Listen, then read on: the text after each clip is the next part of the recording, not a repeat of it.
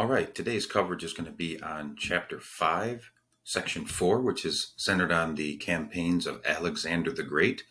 But before we get to Alexander, we have to talk about what came before him. And in Macedonia, which is where Alexander was from, his father was really the person who got at the kingdom really going in the right direction. So Philip was his father, and Philip builds Macedonian power.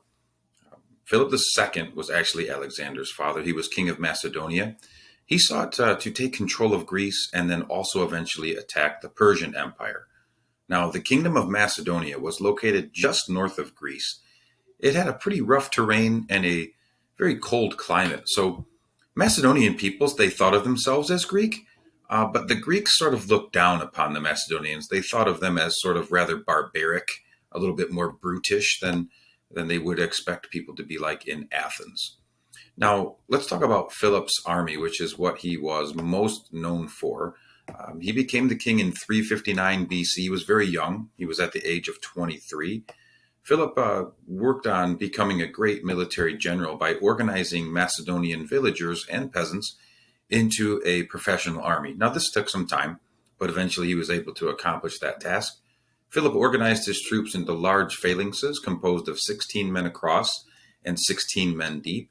Each soldier was then armed with an 18-foot pike. Now, these are very long spears. They're wooden spears with metal tips at the end. And these compact groups of soldiers would stick together much like the Greek phalanx, but in fact, this one is a lot deeper and a lot wider. One of the things that you have to understand is that Philip would combine the phalanxes and cavalry. Those are kind of, in Macedonia, using the large phalanx and the cavalry were their two major ways of fighting. Now, he was able to meet his first goal of conquering Greece. Philip was aware that Greek city-states were severely weakened by the Peloponnesian War, which we learned about in Section 2. Athens and Thebes joined forces by defending Greece from the Macedonians, but the Macedonians defeated the Greek forces at the famous Battle of Corona. This defeat ended Greek independence. The Macedonians now controlled them, and Philip planned to invade Persia, but he never got the chance. Unfortunately for him, and this is really controversial, he was stabbed to death by one of his former guardsmen. Now, where this happened is even worse. This happened at his own daughter's wedding, so that's a pretty sad event, and that would scar a lot of people's lives because of that. Now, Philip's son, Alexander, became the next Macedonian king at the age of 20. Eventually, he would become known as Alexander the Great. Roman numeral 2 is going to talk about how Alexander defeats Persia. Before we go there, one of the things you have to understand is there is a lot of speculation on who was responsible for killing Philip II. Most people believe it was the Persians, but some people think Alexander may have had something to do with it. He did have sort of a rocky relationship with his dad, and his father and mother had a rocky relationship as well. This is outlined in the feature film Alexander.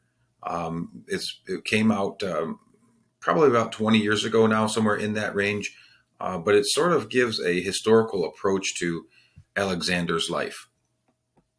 Next is Roman numeral 2. Alexander defeats Persia. He did fulfill his father's goal of attacking Persia. And despite his young age, he was really well prepared to lead and had been mentored by the Greek philosopher Aristotle, who we learned about in Section 3. Now, capital letter A is going to talk about his invasion of Persia. Alexander wanted to carry out his father's plans and invade Persia, like we had talked before. In 334 BC, he brought 35,000 troops across the Hellespont into Anatolia. The Hellespont is this land bridge. I'll show you what I'm talking about here. This is the Hellespont right here. It's this land bridge that connects Greece and Anatolia, this region right there. It's even labeled here in the map, the Hellespont. Okay.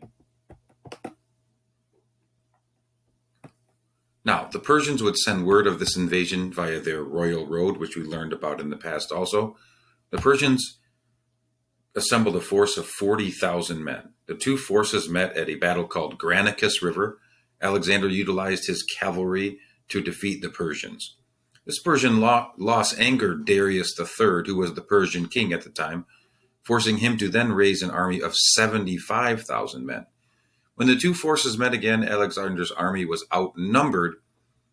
What he does is to simplify his problems. He uses flanking maneuvers with his phalanx and cavalry to once again defeat the Persians and thus take control of all of Anatolia.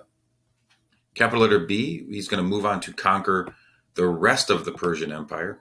Realizing that Alexander's army was strong, Darius III sought to make peace with Alexander. He offered Alexander all of the Persian lands west of the Euphrates River.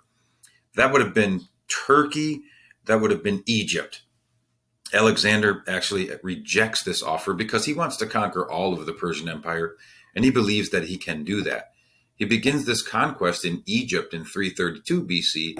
At this time, Egypt was a Persian territory. During his time in Egypt, Alexander founded the city of Alexandria, which was located at the mouth of the Nile River. Section 5 is going to talk a lot about the city of Alexandria. Alexander then moved toward Mesopotamia to confront Darius. Darius, in a frantic move, then assembled an army of 250,000 men. That's a huge force.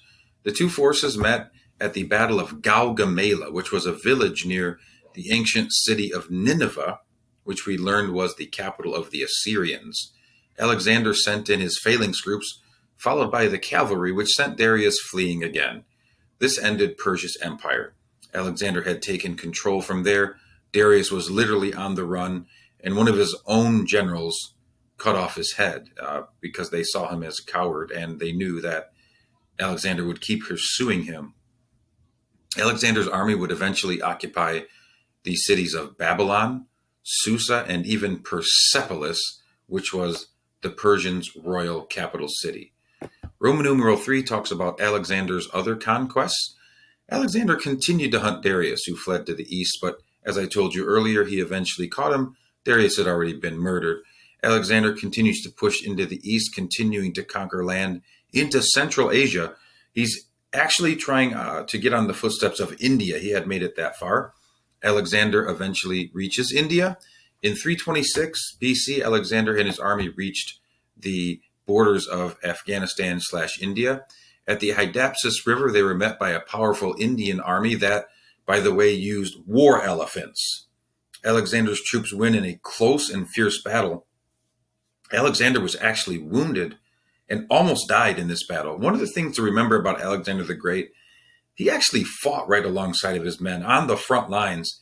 He was wounded several times, and that was pretty tough, and it was demoralizing because these men and Alexander himself are literally risking their lives in all of these many battles. So therefore, demoralized, tired, and weary, his troops wish to return home. Alexander agrees after they had been marching for 11 years and they had conquered over 11,000 miles.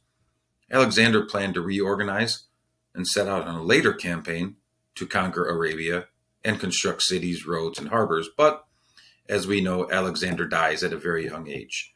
He had some type of fever. It could have been related to some of the injuries that he suffered. If you study Alexander, you might know that he was an alcoholic. He drank in excess. He did a lot of partying. So somehow along those lines, he did get sick and die at a very young age of 32.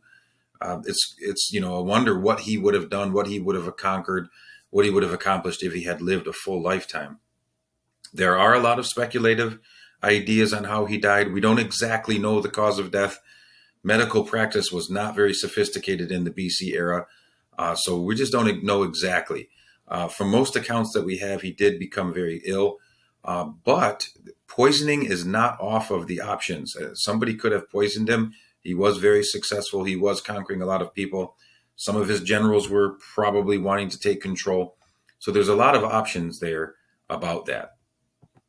Alexander's legacy. What are some of the things that we want to take a look at after his death? Well, his Macedonian generals fought over the huge empire that he created. One of his generals, named Antigonus, became the king of Macedonia and took over the Greek city-states. Another general named Ptolemy took control of Egypt and actually was named Pharaoh. And then Seleucus took control of what was the old Persian Empire, and this then became known as the Seleucid Kingdom. Now we're going to take a look at the map here, and I'll show you sort of the area and region that Alexander conquered in those 11 years. You can see that it starts here in Anatolia at the Granicus River. And then he moves down into this region, down in here, which is the Battle of Issus and the Battle of Gaugamela in this region here. He then goes into Egypt and conquers Egypt, which, as we saw, became the kingdom of Ptolemy. Some of his other generals, Cassander and Lysimachus, these guys, Antigonus, these guys all became rulers of different parts. Then he keeps going here. Here's Gaugamela over in this range there. Then Babylon, Susa, here's the Zagros mountain range. Persepolis, which was the capital city of the Persians. This became the kingdom of Seleucus, which was the ancient Persians. Then all the way over here into India, this is the Battle of Hydaspes River. And then on their way home, they travel along the Indus. And actually, Alexander dies in the city of Babylon here. That's where he actually died. He never made it back home. Okay. All right. That is the end of section 4. Thank you for listening.